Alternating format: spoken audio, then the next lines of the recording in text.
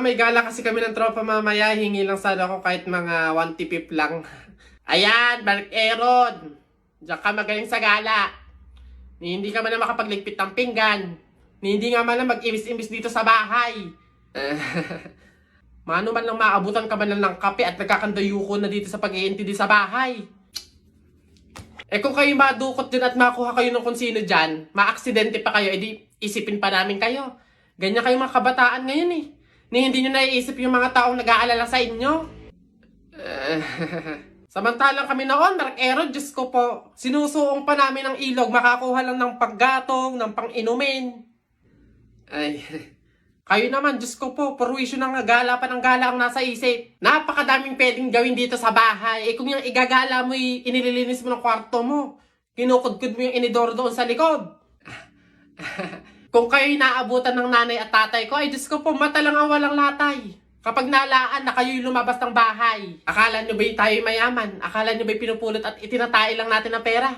Abay, budgetado na nga. Kasi, Diyos ko po, kayo mga kabataan kayo, napakaswerte nyo't hindi nyo naabutan ang hirap ng buhay noon.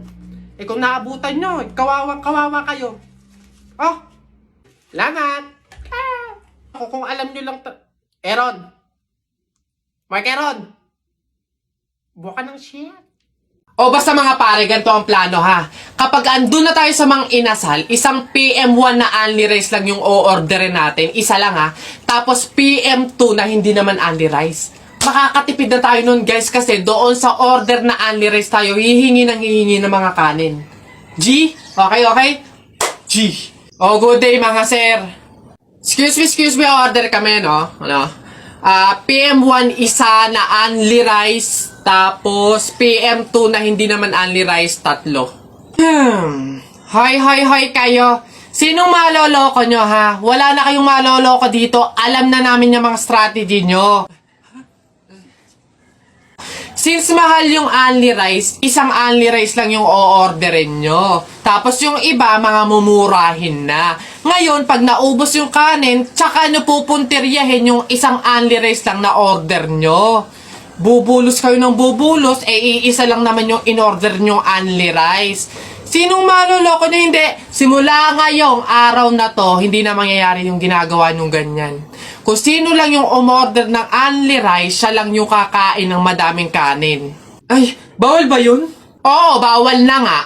Ngayon, kaya wag na kayong magtangkang magdaya-daya dyan mga abutan ng kanin nyo na yan dahil pababantayan ko kayo. Pasok! Kala nyo tignan natin ngayon. Hoy guys, wala na tayong kanin. Hindi tayo lahat pwedeng humingi ng kanin kasi isang only rice lang naman yung order natin.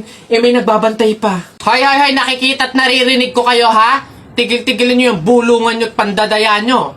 Sabi ko sa inyo, kung sino lang yung umorder ng only rice, siya lang yung kakain ng madaming kanin ha? Hello sister! Ayan na nga, so nagpapamakeup na tayo kasi on the way na tayo sa event ng TikTok Shop Creator Expo. Napakaganda mga sister ng venue at ang dami ko nakita ditong TikTok creators at mga affiliators. Andito din yung mga booth ng iba't ibang mga brand. At ang pinaka-highlight mga sister, grabe naman po ang mga naburaot na mga booth. Sister! Kakauwi ko lang galing TikTok Shop Creator Expo. Kung daw ako nagkakamali, event siya. Kahit antok na ako, pagod na ako. Pero gagawa pa din tayo ng haul. Haul to mga people, ng mga brand na nabudol namin. Siyempre, first of all mga people, thank you so much mga brands na nagbigay ng kanilang mga pa-freebies, also mga items and kanilang mga products. Thank you so much! Alam niyo mga people, kanina ko pa ini-imagine na mga regalo to sa akin. Ganun pala yung feeling kapag yung madami ka natatanggap na regalo or mga sponsor. Ganito yun. Pero hindi siya sponsor, hindi siya regalo. Ito ay yung mga naburaot namin sa mga booth. So mabilis na lang to mga sister. First, yung Inspi. Meron silang sticker, t-shirt ulit. Grabe naman. Oh! Di tinipid ang kanilang mga product. Pabango to. Sticker again. Thank you ba? Next mga people, aficionado. Hindi mo kaya, B. No! Sister! Sorry, hindi mo kaya, aficionado na burautan mo ng product. Oh, sheesh. Meron silang pabango, dalawa. Meron tayong naburakat na Vitres. Ayan, grabe, ang ganda ng packaging, mga sister. Ito, yan laman.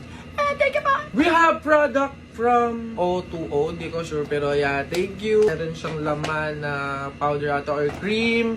Meron silang primer. Hindi ko alam kung primer yun. Tapos, contour. Thank you po! Ito naman is Make Life Simple by Tech Life. Ang ganda ng kanilang tote bag. And meron silang pamaypay. And meron silang ball pearl. Thank you! E&M Naturals. Hindi ko pa siya nakita kung ano. Oh, sheesh! Oh, soap bar, toner. O parang mga organic product. Parang ganun. Thank you! Hindi na natin kailangan bumili ng snack dahil meron ng Chef Tony's Delightful Popcorn by Chef Tony's. So, ito yung laman niya. Habang nakain ito, nanonood ako ng M&A. Eto mga people yung kauna-unahan kong naburautan ng boat. Elephant Pal. So yung laman niya, ang dami niyang laman actually. Sobrang daming laman.